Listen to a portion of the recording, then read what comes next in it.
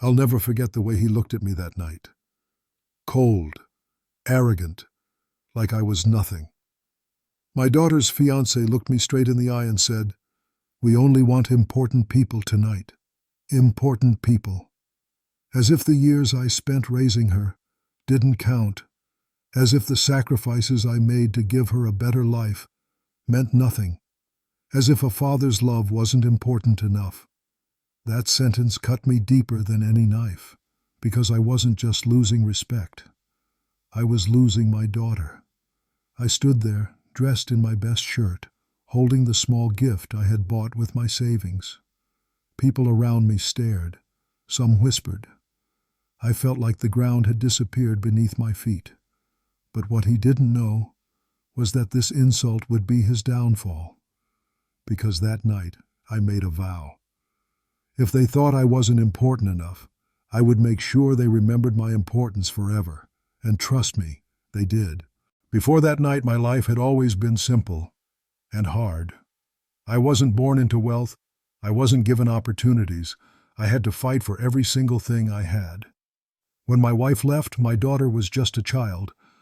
People whispered that I wouldn't last a year as a single father. But I did. And not just a year, 2 decades. I remember coming home from the garage, my hands covered in grease, my back aching, and still finding the strength to cook her dinner. Some nights it was just rice and lentils, but she always smiled as if it was a feast. I sewed up her school uniforms when they tore, even though I barely knew how to use a needle. I stayed up late helping her with homework, even when I could barely keep my eyes open. I skipped buying new shoes for myself so I could afford her books. I patched up my old jacket instead of buying a new one because she needed a warm coat for winter. I still remember her 5th birthday. I couldn't afford the dollhouse she wanted, so I built one out of old wooden crates. She hugged me so tight that night and whispered, "You're the best dad in the world." That memory kept me going through many dark days. When she got sick with fever, I sat beside her bed all night, cooling her forehead with a wet cloth, praying she'd be okay. I didn't sleep. I didn't eat. I just watched her breathe. I worked double shifts to pay for her school trip. I sold my father's old watch, a family heirloom, so she could go to college. That watch meant the world to me. But she meant more. Always more. I was never perfect. I didn't have polished words or expensive suits. But every scar on my hands, every wrinkle on my face, was proof of the life I gave up so she could have a better one. Yes, I was lonely. Many nights I ate dinner alone at a small wooden table, staring at the empty chair across from me. But when she'd come home and tell me about her dreams, her lagged. Daniel leaned closer, his tone sharp. "With all due respect, sir, you're just a mechanic. This is not your kind of gathering." Behind him, I saw 2 guests smirk.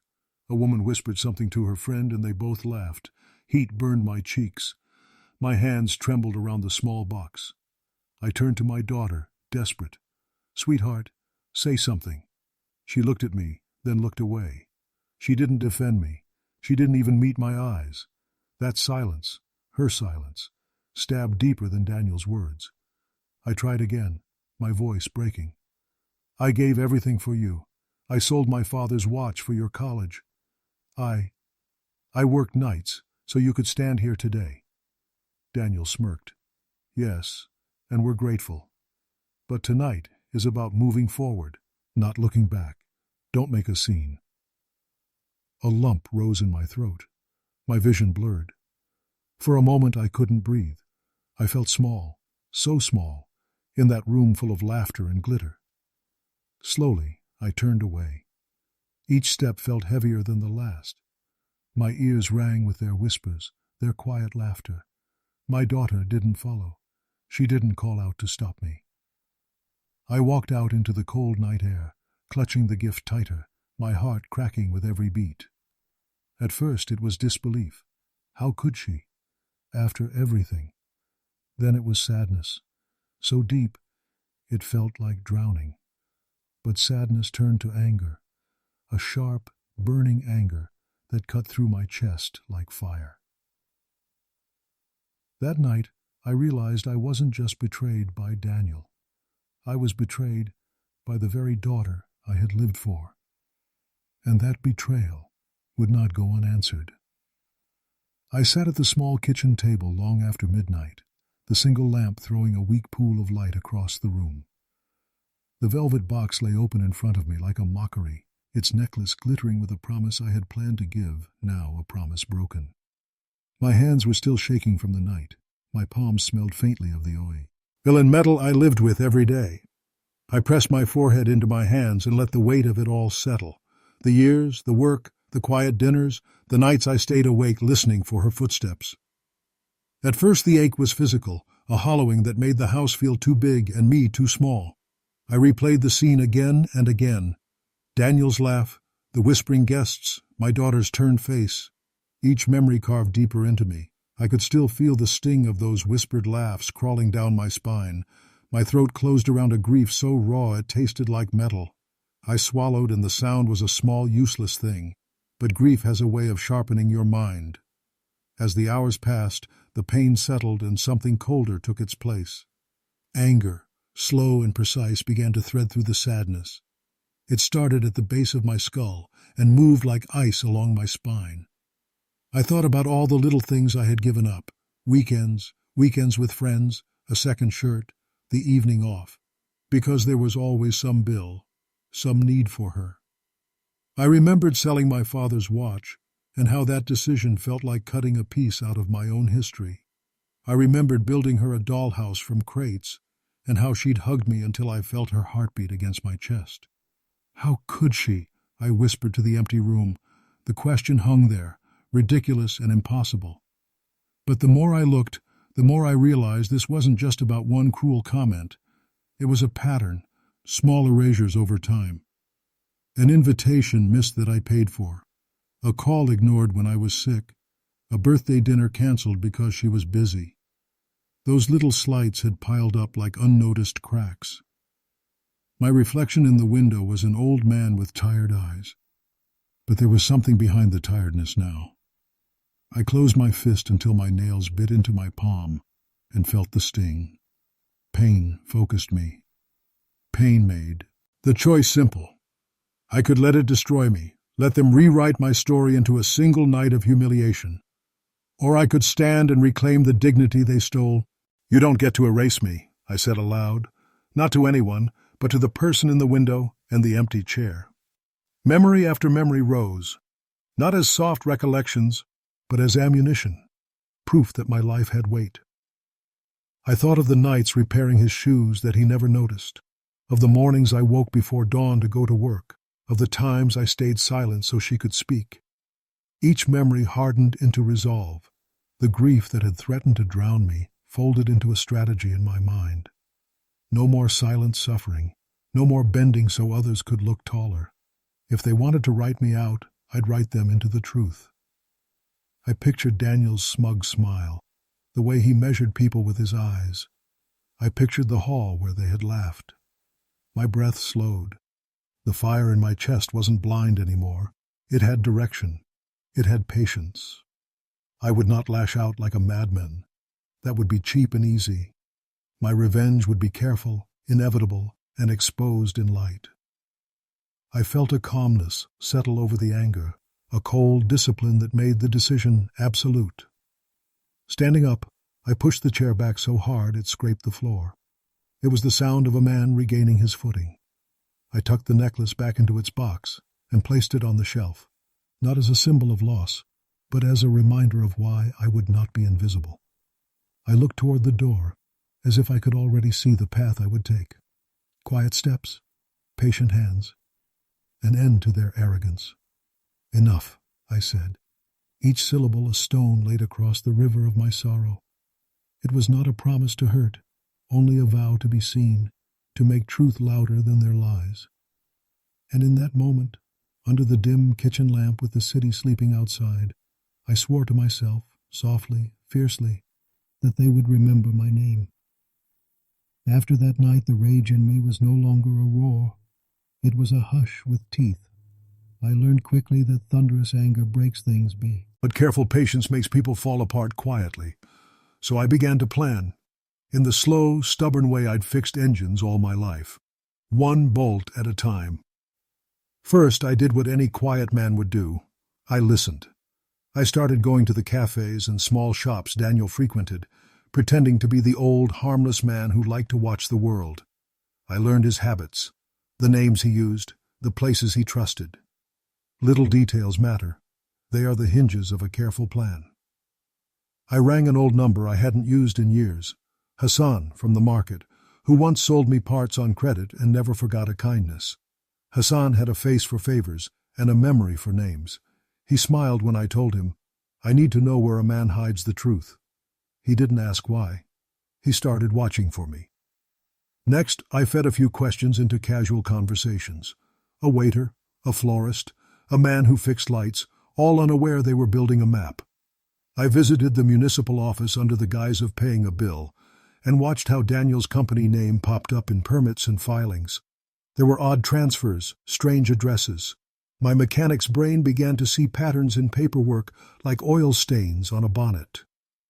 I found a woman who once worked for him. She was tired of lies and liked her tongue sharp. Over chai and cigarettes, she told me about late-night meetings, unread emails, and a shell company that existed only on paper. She handed me a folder of photocopied receipts she'd kept. They smelled faintly of smoke and old perfume, the smell of loose ends. I didn't move fast. I cultivated quiet allies, an accountant who'd been cheated by the same man, a former partner who'd lost money, even a receptionist who kept discarded envelopes. I paid them small kindnesses, a meal, help with a repair, a promise kept, so that when I asked for what I needed, they gave it freely. When I needed proof, I thought like a mechanic. Look where others don't. Pry where they think it's safe. I gathered bank statements and invoices, not by hacking or breaking, but by following paper trails people left in their hurry and carelessness. A mislabeled check here, a doubled invoice there, mistakes that grow into lies when you line them up. Patience became my ally. I waited for the right moments. A charity gala where Daniel would brag loudly. A business lunch where his temper showed. I kept my face blank, my clothes ordinary, my cane in hand like an old habit.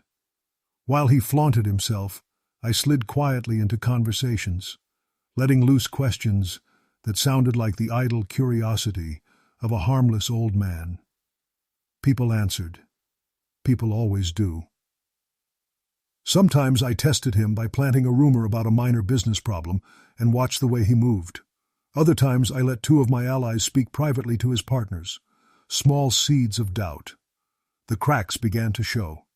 Cancelled meetings, nervous phone calls, a partner who suddenly needed to clarify things. I also prepared the stage.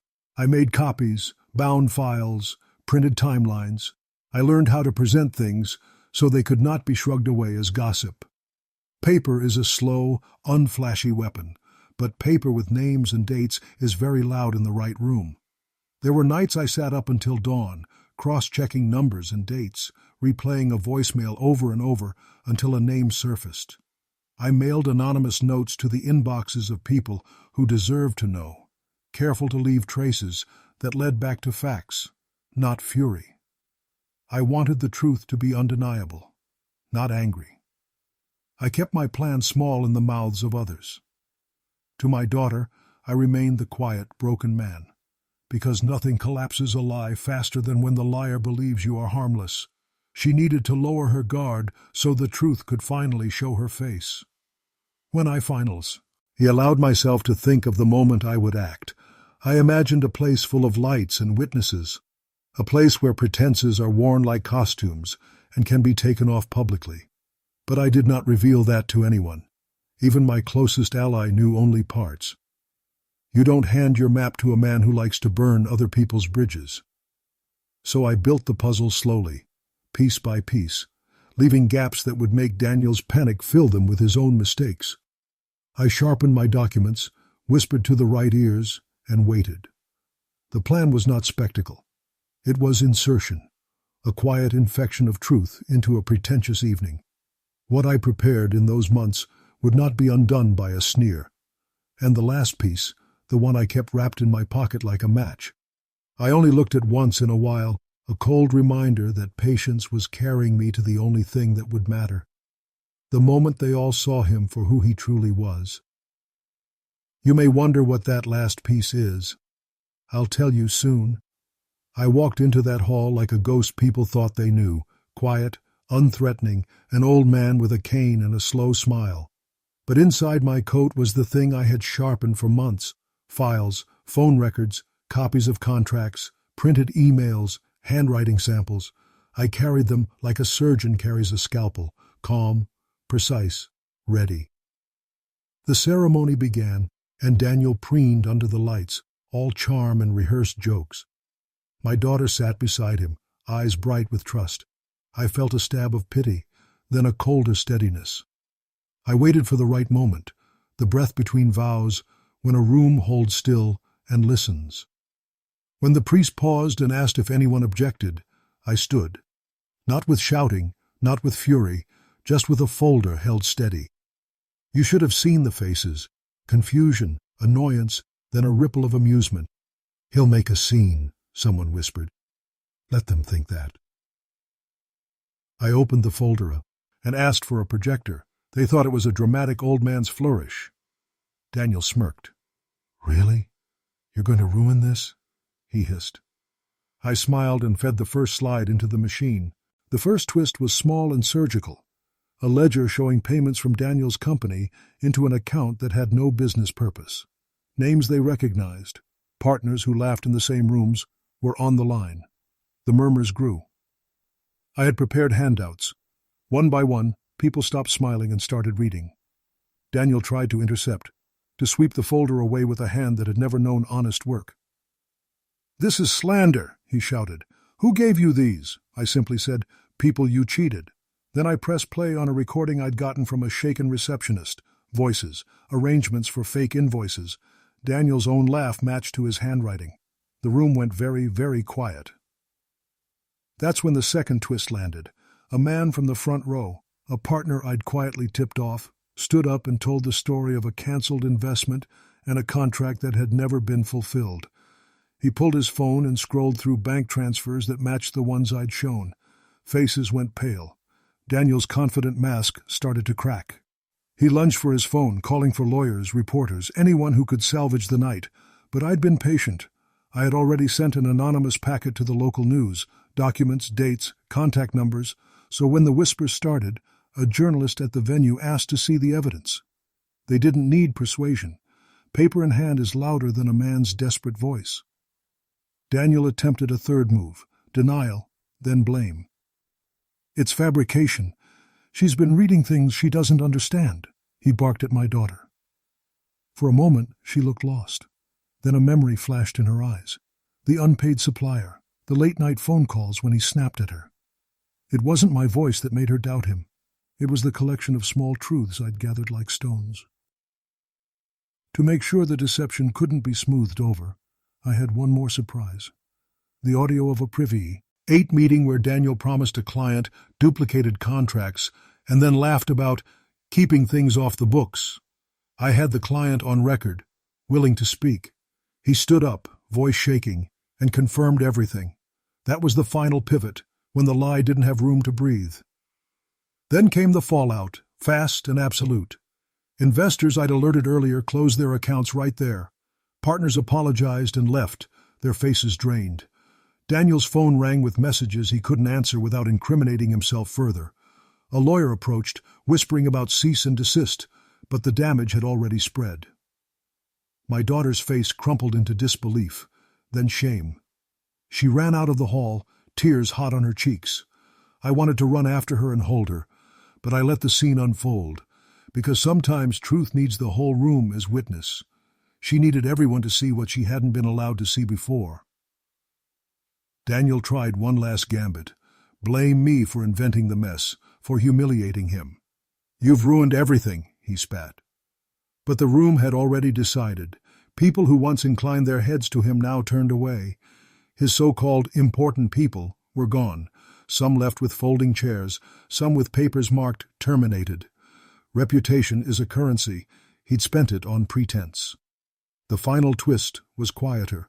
A former employee, a woman I'd helped months ago, approached my daughter privately and handed her a small envelope, photos of Daniel with another woman, receipts for deposits into accounts he denied existed, and a voicemail confirming threats to cover things up. My daughter read, then looked up at me with a question in her eyes that needed no words. I only nodded.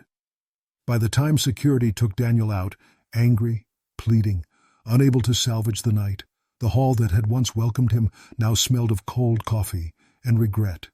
He was not arrested that night. Hadn't needed handcuffs to punish him. I had used what was more damaging in that world: exposure and ruin.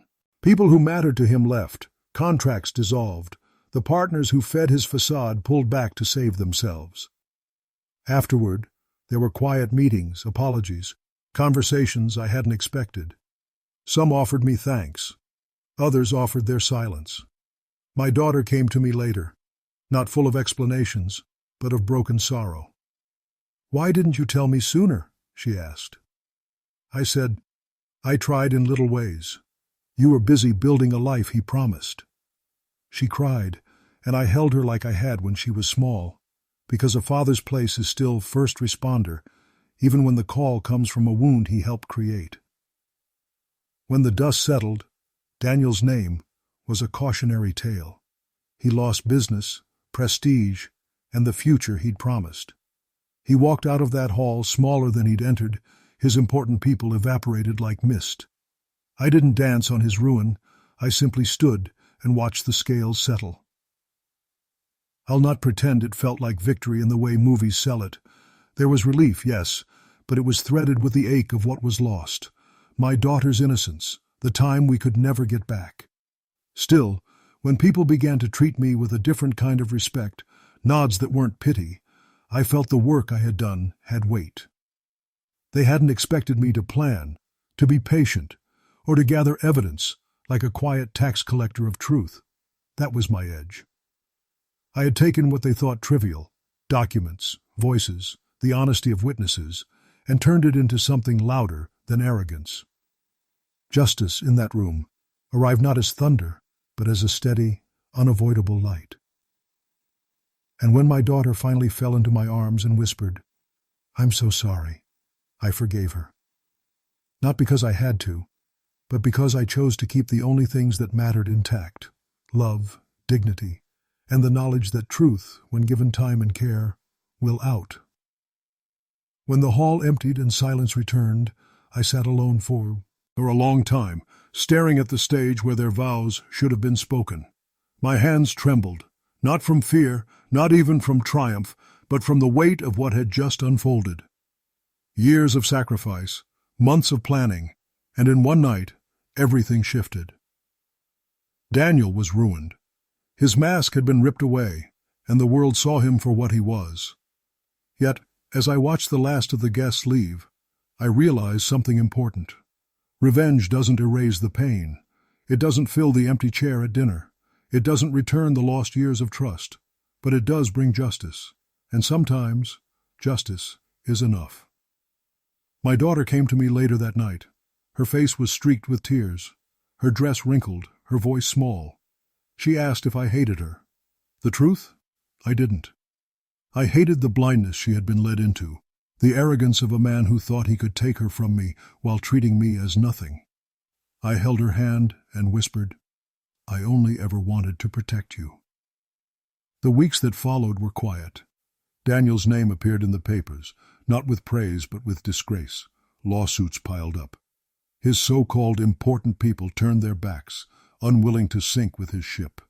His empire of lies crumbled, brick by brick, until he was left standing on nothing. For me, peace came in pieces. At first, I felt hollow, like a soldier returning from war, unsure what life looked like after the battlefield. But then came moments of healing. A simple dinner with my daughter, laughter returning slowly, the sound of her voice calling me Dad, without hesitation. Neighbors who once pitied me now respected me. Some even apologized for underestimating the quiet old man. But I didn't need their approval. The only validation I ever sought was from my family, and slowly, painfully, I was gaining that back.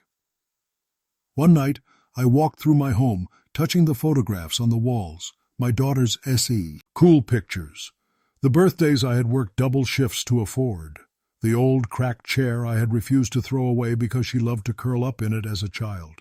Every frame reminded me I was important all along, just not in the way Daniel ever understood. Did revenge bring me joy? Not exactly. It brought balance. It reminded everyone, including me, that dignity is not measured by wealth, titles, or guest lists. Dignity is earned by sacrifice, by love, by the quiet endurance of a father who never stopped showing up. I realized something else too. Revenge, if done right, should never just destroy. It should teach. Daniel was punished, yes, but the true lesson was for my daughter, for the guests who laughed, and for anyone who dares to weigh a man's worth by shallow measures. I walked away from that night with a strange mix of sadness and strength. Sadness for what was lost, years of being unseen. Strength for what was gained, respect, truth, and a bond with my daughter forged anew. As I sit now, writing these words, I know my story is not just mine. It belongs to every father who works silently in the shadows, to every parent who sacrificed without applause, to every soul who has been told they weren't important enough. Here is the truth I leave behind. Never mistake silence for weakness. Never mistake humility for insignificance. And never forget, the ones who sacrifice the most are often the ones who carry the greatest power when the time comes to stand. That night, I learned a final lesson. Revenge is not about destroying others. It's about reminding the world and yourself who you truly are. And me? I am a father. That alone makes me important. Always.